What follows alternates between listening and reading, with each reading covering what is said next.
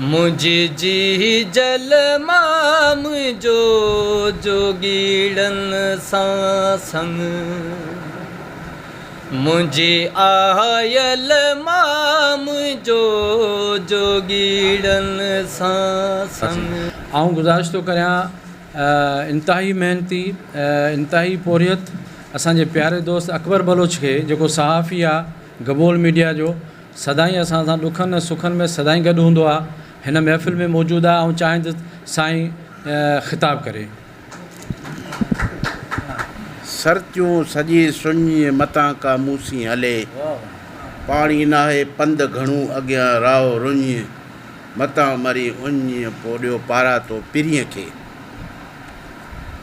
दोस्तो, सभ खां पहिरीं त आऊं स्वामी मेमण ऐं अवामी प्रेस क्लब जे सभिनी दोस्तनि खे दिलि जे गहराइनि सां मुबारकबाद ॾींदुसि त हुननि अॼु हिकिड़ो अहिड़ो ज़बरदस्त कमु कयो आहे। मां सम्झां थो त अहिड़ा कम मुसलसल असांजे मुआशिरे में जिते किथे थियणु खपनि ऐं इहो ज़िमेदारी सिर्फ़ु प्रेस क्लब जी या कंहिं ख़ासि शख़्सियत जी कोन्हे, बल्कि असांजी हिकिड़ी क़ौमी ज़िमेदारी आहे, असांजो हिकिड़ो क़ौमी फ़र्ज़ु आहे। पर असां ॾिठो आहे त अॼुकल्ह जे मुआशिरे माहौल में जहिड़े नमूने सां असांखे धिकियो वियो आहे, असांजे माहौल असांजे मुआशिरे खे उलझायो वियो आहे। असांजा अॼु असीं ॾिसूं था असांजा ॾुख दर्द एतिरा वधी विया आहिनि जो असीं पंहिंजे उन पघर में पूरा आहियूं, असांखे पंहिंजे माहौल जो बि ख़बर कोन्हे त छा पियो थिए।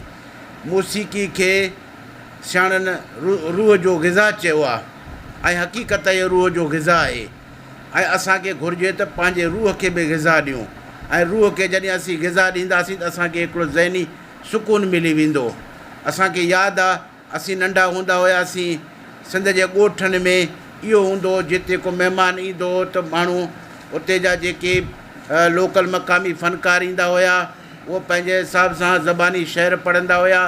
कंहिं वटि साज़ हूंदो उहो साज़ खणी ॻाईंदो हुयो ऐं उन में सॼी राति महफ़िलूं कंदा हुआ। पर अॼु असां ॾिठो आहे त उहे पुराणा रस्म रिवाज असांजा तेज़ी सां ख़तमु थींदा था वञनि। मां सम्झां थो त अॼु जेका स्वामी मेमण हिकिड़ो कम जो इब्तिदा कयो आहे ऐं मां इहो उमेदु कंदुसि त जेके बि असांजा हिते दोस्त वेठा आहिनि, ज़ाहिर आहे तव्हां सभिनी जा कराची शहर में ॿेड़ियूं जायूं जॻहियूं हूंदिया या कंहिं ॿारड़ी जा कंहिं अज़ीज़ माइट हूंदा, अहिड़ा प्रोग्राम कंदा रहो, पाण वटि कयो, ॿियो दोस्तनि वटि कयो त जीअं असांजो जेको फ़नकार आहे उनखे बि मुआशिरे में उहा इज़त मिले, उहा मक़ाम मिले ऐं असांजो उहो जेको सक़ाफ़ती असांजो जेको कल्चर आहे, हिकिड़ो तहज़ीब आहे, असांजो फ़न उहो बि ज़िंदा रहे ऐं असांजो तहज़ीब बि ज़िंदा रहे। पर अॼुकल्ह जे माहौल में असां ॾिठो आहे त असां जेके असां वटि ॿियूं मौसीक़ियूं आहिनि, असांजो नौजवान अक्सर उन्हनि तरफ़ राग़िब घणो आहे, अलाए कहिड़ा कहिड़ा क़िस्म जा नाच कूद फज़ूल क़िस्म जा, जंहिंजो को यानी तरीक़ो ई सिस्टम ई कोन्हे। पर असांजा जेकॾहिं तव्हां ॾिसो त असांजा क़दीम सक़ाफ़ती असांजा नाच हुया, असांजा जेके इहे ढोल जेके हूंदा हुया, असांजा म्यूज़िक जेके हुया, हिकु जो असांजो हर हिकु म्यूज़िक असांजो लाजवाबु आहे। सो असांखे घुरिजे त अहिड़नि जेके असांजा फ़नकार आहिनि उन्हनि जी बि हौसला अफ़ज़ाई कयूं ऐं जीअं त साईं सलीम साहिबु ॻाल्हि कई आहे, फ़नकारनि खे बि बहरहाल महिनत करणु खपे। पर मां सम्झां थो त फ़नकार त वीचारो ज़ाहिर आहे हुनजो फ़न आहे, उहो त कंदो महिनत, पर इहो वॾी में वॾी ज़िमेदारी असांजे मुआशिरे ते आहे त असीं उन्हनि खे केतिरो इज़त था ॾियूं, कहिड़े नमूने सां असीं उन्हनि जी क़दुरु था कयूं। असां वटि मुआशिरे में जेके बि असांजा फ़नकार आहिनि, ग़रीब हुजे अबरो हुजे सबरो हुजे, उनजी माण्हू इज़त करे, उनजी क़दुरु करे पंहिंजे फ़न खे माण्हू अॻिते आणे। इहा असांजी सभिनी जी ज़िमेदारी आहे, रुगो स्वामी मेमण जी या कंहिं ख़ासि शख़्सियत जी या कंहिं ख़ासि प्रेस क्लब जी ज़िमेदारी कोन्हे, इहा असां सभिनी जी ज़िमेदारी आहे त पंहिंजे हिन क़दीम सक़ाफ़त खे, पंहिंजे जेको असांजो हिकिड़ो कल्चर रहियो आहे, जेकी माज़ी में असांजा ओताकनि में महफ़िल थींदा हुया, प्रोग्राम थींदा हुया, मुशाइरा थींदा हुया, इन्हनि खे असीं दुबारा ज़िंदा रखूं। महिरबानी। इन खां अॻाऊं साईं शबीर शाह खे जेको सैयद ऑर्गेनाइज़ेशन अल सैयद साईं सादात वेलफेयर एसोसिएशन जो अॻवान बि आहे, असांजो प्यारो दोस्त बि आहे, सदाईं हिमत अफ़ज़ाई कंदो आहे, उनखे गुज़ारिश कंदे त अचे ऐं फ़नकारनि जी अॼोकी हिन मीटिंग खे या उनजे मसल जेका उन्हनि मसइला रखिया आहिनि उन ते ॿ अखर ॻाल्हाइण जी हिमत अफ़ज़ाई कंदो। माण्हू सभु न सुहिणा, पखी सभु न हंज, कंहिं कंहिं माण्हू मंझि अचे बुए बहार जी। सभ खां पहिरीं त हीउ शेर जेको आहे सो मां सामी साहब जे नाले कयां थो। त सामी साहब उहो माण्हू आहे जंहिंमां असांखे दिली ख़ुशी मिलंदी आहे ऐं दिली राहत मिलंदी आहे। मञूं था त हीउ अवामी प्रेस क्लब जो तॾो आहे, पर असां हिन खे पंहिंजो तॾो सम्झंदा आहियूं। चाहे असांखे दावत हुजे या न हुजे, जेॾीमहिल असांजी दिलि चाहींदी आहे असां हलिया ईंदा आहियूं ऐं दिलि जे गहराइयुनि सां असांजो भलीकार थींदो आहे। हाणे ॻाल्हि इहा आहे त कुझु एजेंडा जेका तव्हां साम्हूं ॻाल्हि ॿोल थी आहे उनखां मां थोरो बेख़बर आहियां, पर ॻाल्हि इहा आहे त मामला या ॻाल्हियूं उहे ई आहिनि जेके असां तव्हांजे अंदर में आहिनि।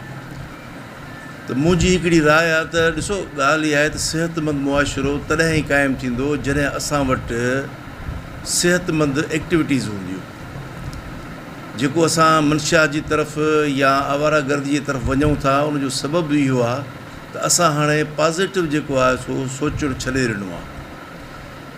हीअ फ़नकार जेकॾहिं गॾु थिया आहिनि त फ़नकार अमुन जी निशानी आहे, मूसीक़ी रूह जी ग़िज़ा आहे, इन में को शक कोन्हे को। असां वटि त आम रवाजु इहो आहे, ख़ासि तौर ते अपर सिंध में, मां अपर लोअर मजबूरन ॻाल्हायां थो, त उते जॾहिं को फ़क़ीर पिणणु ईंदो आहे, ख़ासि तौर ते जोगी फ़क़ीर, त उहो बि अची राग जी सूरत में ॻाईंदो आहे ऐं उनखां पोइ जेको आहे उहो पंहिंजो ख़ैरात वठंदो आहे।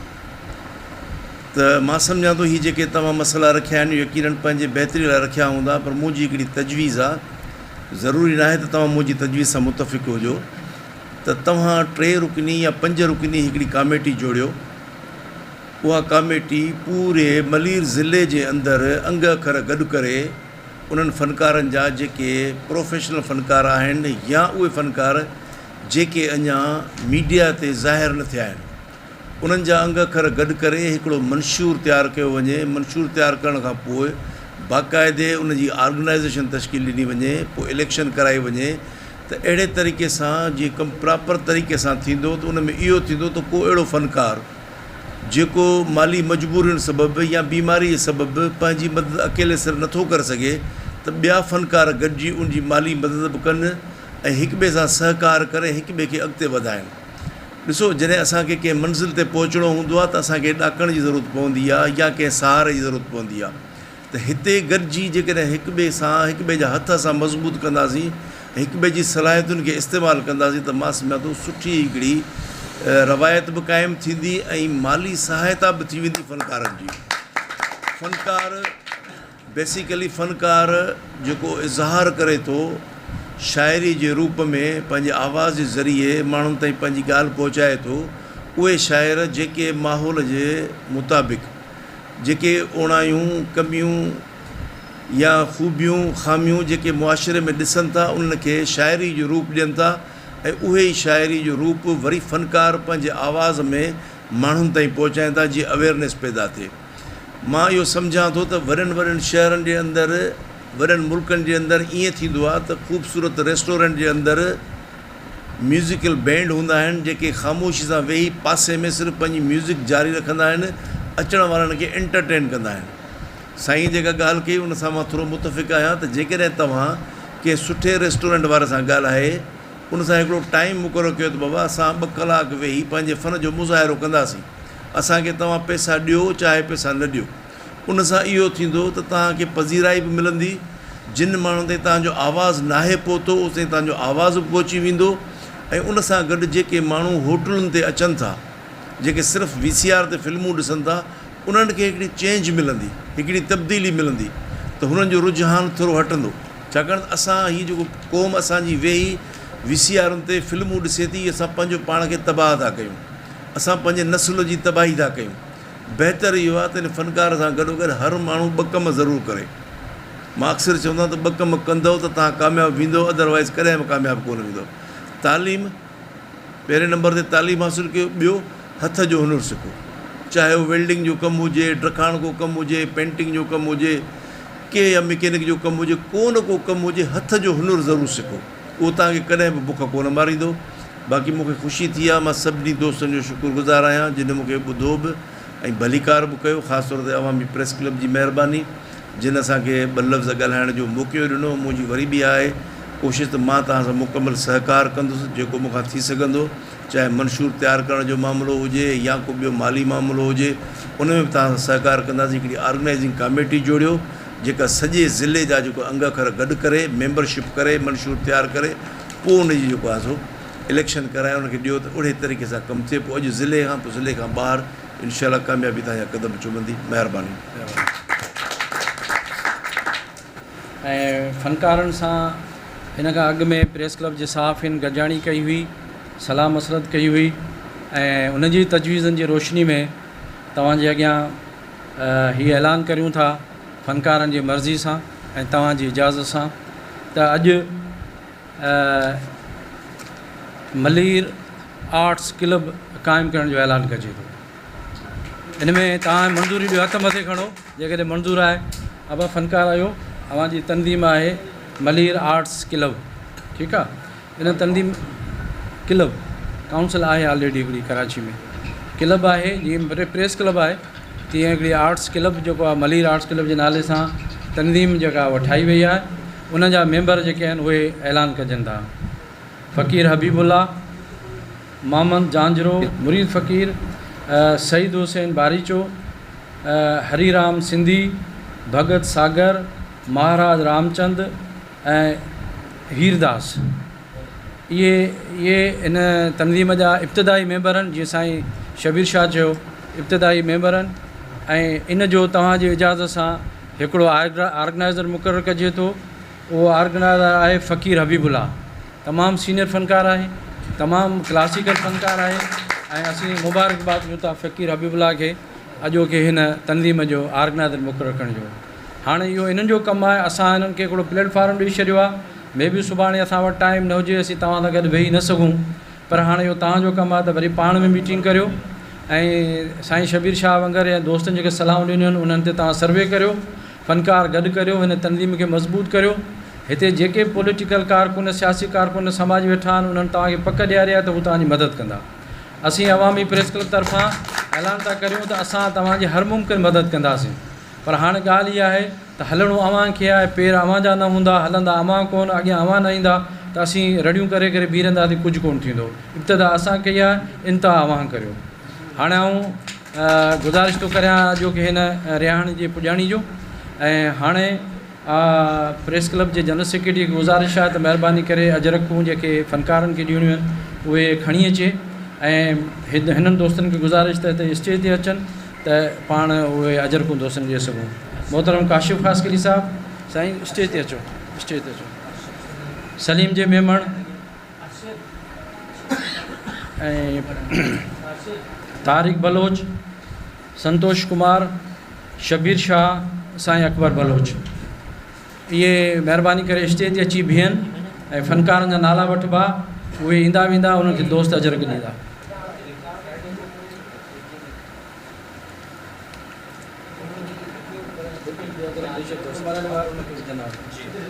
मोहतरम तारिक बलोच खे गुज़ारिश आहे त फ़कीर हबीबुल्ला खे अजरक पाराए।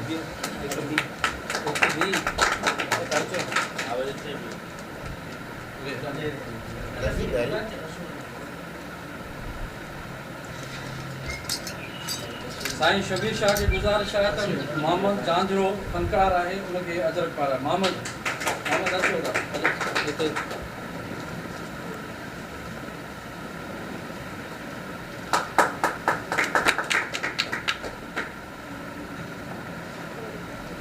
साईं काशिफ़ ख़ासकली जी गुज़ारिश आहे त असांजो फ़नकार मुरीद फ़कीर आहे, उनखे अजरक जो तोहफ़ो पेश करियो। मुरीद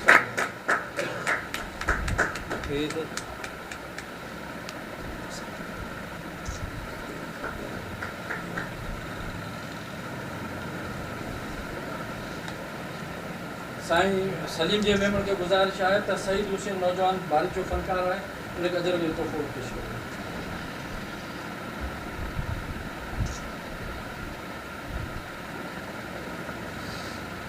मोहतरम साईं अकबर गबूर खे गुज़ारिश आहे त हरीराम सिंधी खे अजरक जो तोहफ़ो पेश करियो।